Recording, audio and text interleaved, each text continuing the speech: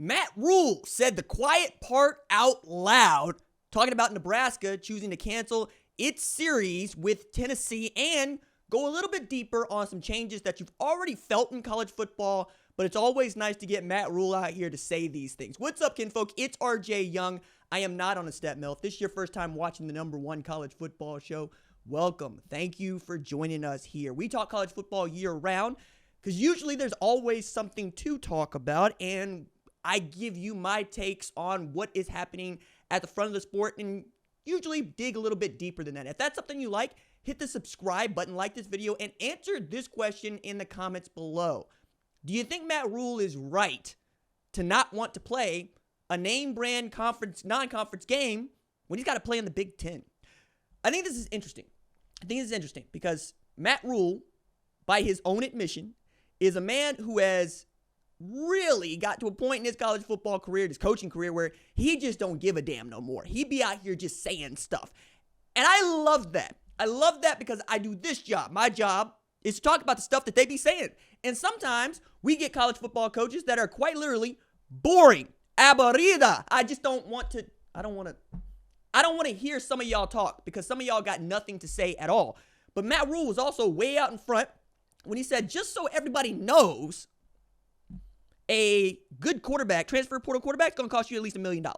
Okay? That's one of the ways in which he's going, look, I need Dylan Raiola to work, okay? I need Dylan Raiola to work in the worst way. I went to go get Jeff Sims. It didn't work out for us. Gets Dylan Raiola, goes with the true freshman. They go bowling in year one. He's on to something. Fires the offensive coordinator, hires Dana Holgorsen, who had been globetrotting, to re-engineer this offense and make it go. Added some pieces. And in the offseason, he has gone about changing how he does business, really making Nebraska fit an NFL model. And Troy Dannon and he, the athletic director of Nebraska, are in lockstep about the future of Nebraska football. I've always loved Nebraska football because Nebraska and Oklahoma got a lot in common. Both programs are the pro team in the state. Now, Oklahoma has the privilege of hosting the Oklahoma City Thunder, right? Good team. Everybody likes to see them play. It's basketball, fine. We're a football, baseball, and wrestling state. Not for nothing, but I watched all of Oklahoma State, Iowa wrestling duel, and my God, Iowa just got... Y'all need to do whatever y'all can to keep Ferrari on the payroll, because what I saw that man do and then throw up the 3 fingers, good Lord. I was thinking, all right, Oklahoma State about to run the table. They're about to go undefeated right into postseason. And then Iowa said, nah, this is where you come to get your ass beat. Oh, man. For those of y'all that don't know, I wrestled in high school. I was captain of the high school wrestling team.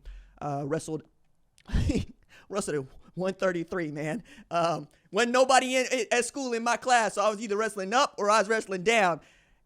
And I worship at the altar of Cale Sanderson, John Smith, and Dan Gable. Those are my guys. So I'm not just talking out my behind here. I really, really love this sport. And what Cale Sanderson has been able to do at Penn State has just been blowing my mind. Like, I was like, Penn State? And they're like, yeah, Penn State. We about to be running this. That was like a decade ago. Now it's them, right? But Iowa's always been there, and Oklahoma State is obviously the program for me. Wrote a really great piece about Kendrick Maple when I was still in school because Kendrick Maple was that dude at OU. When people were talking about Jordan Burroughs, I was like, why are we not talking about this dude to keep going undefeated? You know what I'm saying? One of the best wrestlers in the world. Sidetrack there, right? The point here is that Nebraska and Oklahoma have to win football games. They have to. It's a very big part of the state. It's a big part of our image. It's how we get down in the world. When I leave the state of Oklahoma, people don't talk to me about the Thunder. They talk to me about OU football. And it's been that way for 75 years. Since Bud Wilkinson first created the monster that Barry Switzer named, that Bob was in charge of. It's a program that has stood for excellence. So having 2 losing seasons in the last 3 years we can't have that. We can't have that. Nebraska been coming out the doldrums because Oklahoma's trying not to be the next Nebraska. Matt Rhule knows how to build a program. But what's interesting about this is that he is changing the way that he would build this thing to the times, right? What he did at Temple, what he did at Baylor, what he's doing now at Nebraska are not the same because the rules are not the same. You've got the transfer portal, you've got immediate eligibility, you've got name, image, and likeness, and now you are going to have a salary cap, right? So you need to win games, and your goal needs to be to make the playoff. You're no longer looking to finish in the top of your conference just because. You're not even necessarily looking to win the conference championship. You're looking to make the playoff because that's where the money is, right? ESPN paid $8 billion for the rights to this thing.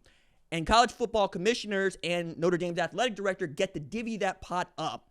And you can have really huge wins financially for your program. But more than that, we've seen since we started playing football, Americano, in this country, that winning football games has a direct correlation to the size of your student body, to the quality of your student body, and can attract more kids that can pay full price to go to school, which is what you want if you're in university. You're trying to make money. Now, higher education being about making money is already just a fraught thought, but that's where we're at. I don't argue strategy. I just tell you what it is, and then we move from there. Having these pie in the sky conversations about higher education not being made free for everybody, it's great. I would love that. I really love that. But that ain't where we are right now. Right now, people still got to pay to go to school. So if you're paying scholarships and you're paying money to the people on scholarships to play a sport, you have to do everything in your power to maximize that value. So what Matt Rhule decided to do, along with Troy Dannon, is say, nah, we don't need this Tennessee game on here. I got 9 conference games in the Big Ten. Why the hell would I want to add Tennessee to basically what is a 10th conference game that I don't really get credit for if I win, but I get credit for if I lose? Nah, I don't want to do that. He even said earlier last year, like he telegraphed this. He said, look, I looked at our schedule in this Big Ten and I said, had I looked at this schedule like 4 years ago, I would have thrown a fit. I would have gone to my football operations guy and been like, what the hell are you trying? Are you trying to get us all fired? We got UCLA, USC, Ohio State all on the program this year. This is what you're handing me? Now, that's just the price of doing business because you're in the Big Ten where they're going to split a bigger revenue pie because you have all those name brands that are able to make money off of each other. You're in business with the folks in the Big Ten, right? Not necessarily in business with the folks in the SEC. But I think him saying this to Coach Meyer, Urban Meyer on their show, Triple Option, he said, look, I don't give a damn if people don't like it. I really don't care. I don't. My job is to win. My job is to make the playoff. He even said it this way. He said, at the end of the day, Ryan Day's job is to make the playoff. Matt Rhule's job is to make the playoff. We don't do that, we're screwed. That's not winning a bowl game or making a bowl game. That's not winning the conference championship. That's making the playoff. Tennessee made the playoff. Did they win a conference championship? No. Did they win any championship whatsoever? No.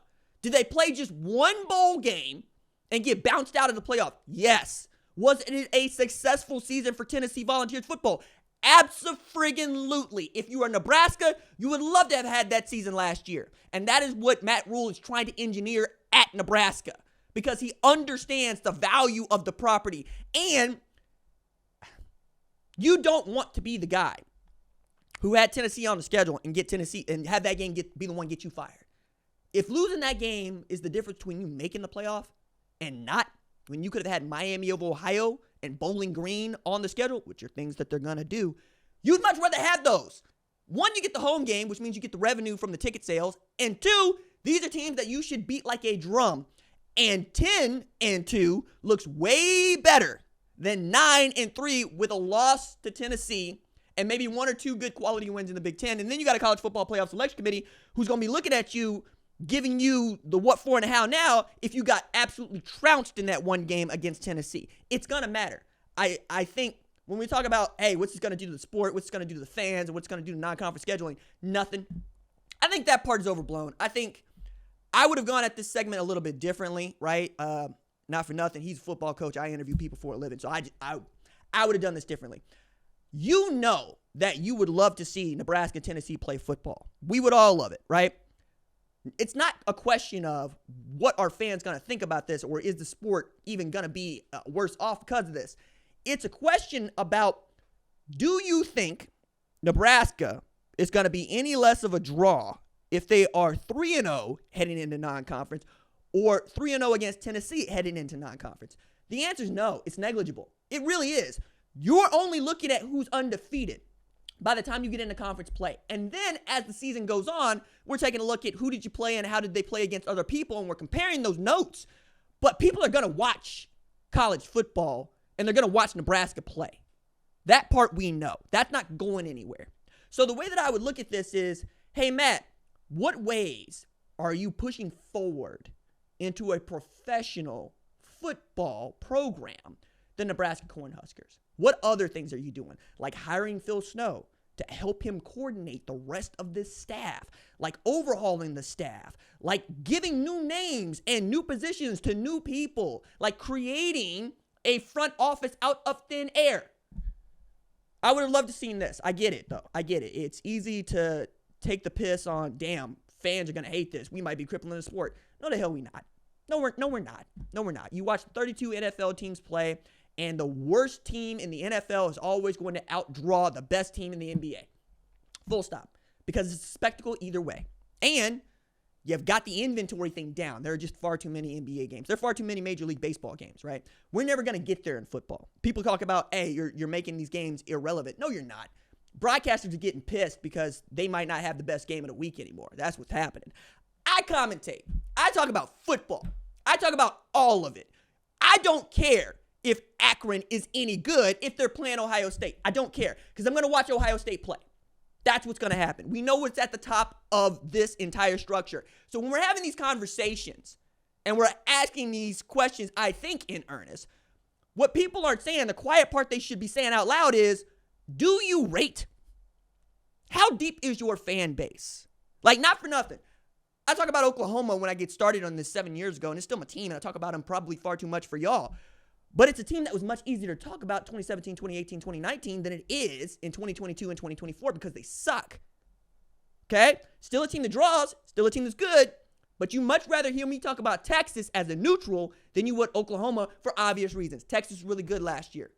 Oklahoma really wasn't. Doesn't matter that they are the most natural rivals this side of the Mason-Dixon line that is Ohio State, Michigan. It only matters that one is good and one is not. When they're both good, everybody eats. Everybody eats. What you will probably see is me turn that question into what happens if you get to play Nebraska again that second time. Does that matter? Yeah, it does, because we saw this with Oregon and Ohio State. Anybody can get their ass beat on any day. Right now, the job is get to the playoff. You get to the playoff, start counting your bread, you get to keep your job. And right now, that's what everybody's into, keeping their friggin' job. Includes Matt Rhule.